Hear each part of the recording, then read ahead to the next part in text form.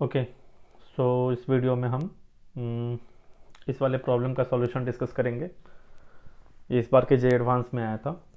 ठीक है, आराम से पहले पढ़ो, खुद से ट्राई करो, उसके बाद इसका सॉल्यूशन समझते हैं। तो थीटा 1, थीटा 2, थीटा थीटा 10 तक है ना, positive valued angles such that सबका सम कितना है, 2 पाई है। तो थीटा 1 से लेकर के थीटा 10 इन पूरे का सम है 2 पाई।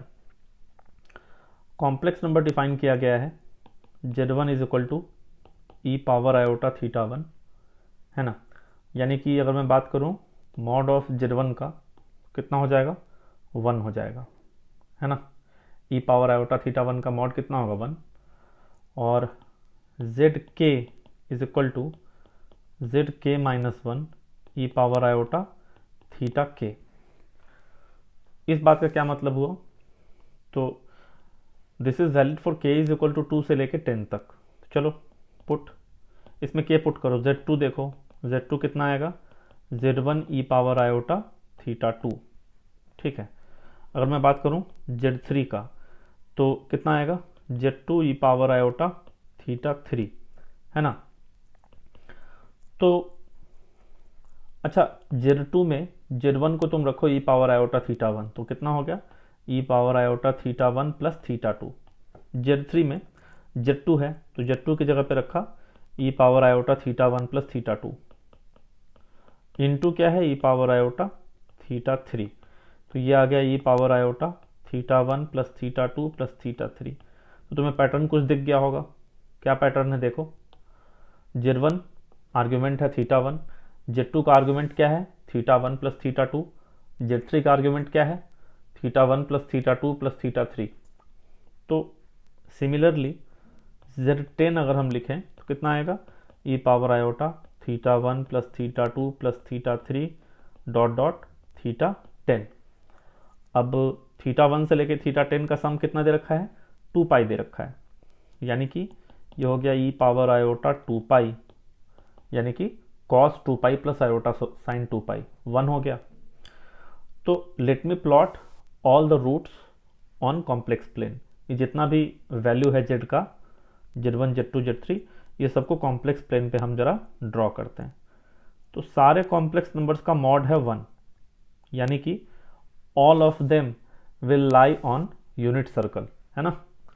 Mod Z1 is equal to mod Z2 is equal to dot dot mod of Z10 कितना है, सब 1 के बराबर है। अब देखो Z1 का आर्ग्यूमेंट कितना है, थीटा 1, तो थीटा 1 एंगल पे, यानी कि ये एंगल है थीटा 1, यहाँ पे आपका Z1 है ना। Z2 का आर्ग्यूमेंट कितना है, थीटा 1 प्लस थीटा 2, तो ये थीटा 2 एंगल होगा, यहाँ पे आएगा Z2। फिर आगे थीटा 3 होगा ये एंगल, यहाँ पे आएगा Z3। ऐसे करके सारा रूट आपने प्लॉट किया। और Z10 क्या है, देखो Z10 का वैल्यू 1 है, यानी यहाँ पे Z10 है आपका, रियल एक्सिस पे Z10 इज इक्वल टू 1। उससे पीछे रहा होगा Z9, है ना। तो ये वाला एंगल होगा थीटा 10। तो अब एक चीज समझते हैं, हमसे क्या पूछा है। देखो दो स्टेटमेंट दिया है P एंड Q। P बोला mod Z2 minus Z1 plus mod Z3 minus Z2 plus dot dot mod Z1 minus Z10 is less equal to 2 pi, और दूसरे में स्क्वायर कर दिया। तो 4 ऑप्शन दिया है, कौन इसमें से ट्रू है, कौन इसमें से फॉल्स है। चलो देखते हैं, एनालिसिस करते हैं इस बात का कैसे आएगा। तो तुम एक काम करो, ये रूट्स को मिलाओ जरा एक बार। जैसे इन दोनों रूट्स को मिलाया, फिर इन दोनों रूट्स को मिलाया, फिर इन दोनों रूट्स को मिलाया, फिर इन सब रूट्स को मिलाया। तो बेसिकली तुम्हें दिख रहा है कि Z1 Z2 Z3 से लेके Z10 कहाँ पे लाई करेगा, lie on vertices of polygon, है ना, पॉलीगन ऑफ 10 साइड्स। 10 साइड्स के पॉलीगन के वर्टिसेस पे लाई कर रहा है। सबको मिलाओगे तो एक 10 साइड्स का पॉलीगन मिलेगा, ठीक है। और वो पॉलीगन का सारा वर्टेक्स कहाँ पे आ रहा है, सर्कल के ऊपर। इस वाले सर्कल का रेडियस कितना है, इस वाले सर्कल का रेडियस 1 है। तो अब बताओ मुझे mod of Z1 minus Z2 plus mod of Z2 minus Z3 plus dot dot mod of कितना है Z1 minus Z10 minus Z9। अच्छा एक मिनट, Z2 माइनस Z1 है, थोड़ा सा ऑर्डर चेंज है, मैं लिखता हूँ यहाँ पे Z2 minus Z1 plus Z3 minus Z2 dot dot Z10 minus Z9 और लास्ट में क्या है Z1 माइनस Z10। ठीक है, Z1 माइनस Z10। तो ये सारा जो क्वांटिटीज़ है बेसिकली ये क्या रिप्रेजेंट कर रहा है, ये Z2 माइनस Z1 का मतलब क्या हुआ, डिस्टेंस बिटवीन टू साइड्स है ना, Z1 और Z2 के बीच का distance, this will be mod Z2 minus Z1। Z3 minus Z2 का क्या मतलब हुआ, distance between Z2 and Z3। तो उस प्रकार से तुम्हें दिखना चाहिए कि ये जो चीज़ है पूरा ये है sum of all sides of polygon.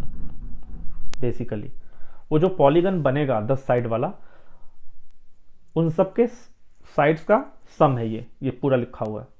और sum of all sides will be less equal to circumference of circle. Circumference of circle से वो छोटा होगा, सिंपल सी चीज़ है, क्योंकि सर्कल कुछ इस तरीके का है और उसके अंदर में ऐसे करके पॉलीगन है। तो अगर मैं पॉलीगन का सारा साइड ऐड करूं तो ऑफ कोर्स सर्कल के सर्कमफेरेंस से वो छोटा आएगा। तो भाई सिंपल सी चीज़ है। फिर ये less equal to circumference of circle कितना होगा बताओ, 2πr, तो 2π, तो ये क्वांटिटी 2π से छोटा होगा, पक्की बात है।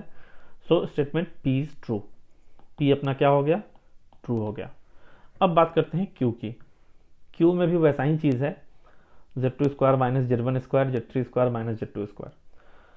तो हम थोड़ा सा स्क्वायर है तो ऐसे करते हैं, Z2 square minus Z1 square पे बात करो, इसको क्या लिख सकता हूँ, Z2 minus Z1 into Z2 plus Z1। अब ये जो Z2 प्लस Z1 है तुम्हें पता है mod of Z1 plus Z2 क्या होगा, less equal to mod Z1 plus mod Z2 है ना।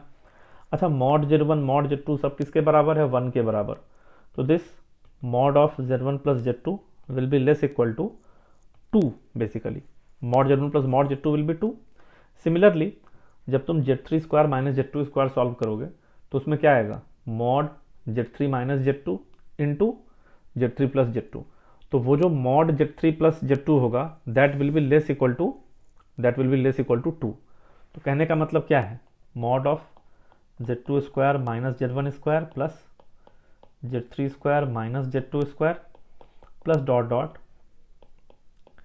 Z10 square minus Z1 square जो होगा that will be less equal to 2 into mod of Z2 minus Z1 plus Z3 minus Z1, ऐसे करके Z2 minus Z1 है तो Z3 minus Z2 plus dot dot Z10 minus Z1 है ना। क्यों भाई, क्योंकि वो जो प्लस वाला पार्ट था सबका प्लस वाला पार्ट लेस इक्वल टू 2 है, तो ये पूरा क्वांटिटी होगा लेस इक्वल टू दिस। और ये जो चीज़ है this is less equal to 2π, हमने प्रूव किया अभी। तो ये पूरा क्वांटिटी क्या होगा, लेस इक्वल टू 2 इंटू 2π, यानी कि लेस इक्वल टू 4π। तो दूसरा स्टेटमेंट भी सही है, इसका मतलब P and Q both are correct है ना। तो कौन सा ऑप्शन सही हो जाएगा, both P and Q are true. ये जो क्वेश्चन था 4 मार्क्स में आया था इस बार, थोड़ा सा ट्रिकी था लेकिन ज्योमेट्रिकल एप्लीकेशन लगा के तुम इसको आसानी से समझ सकते हो, है ना।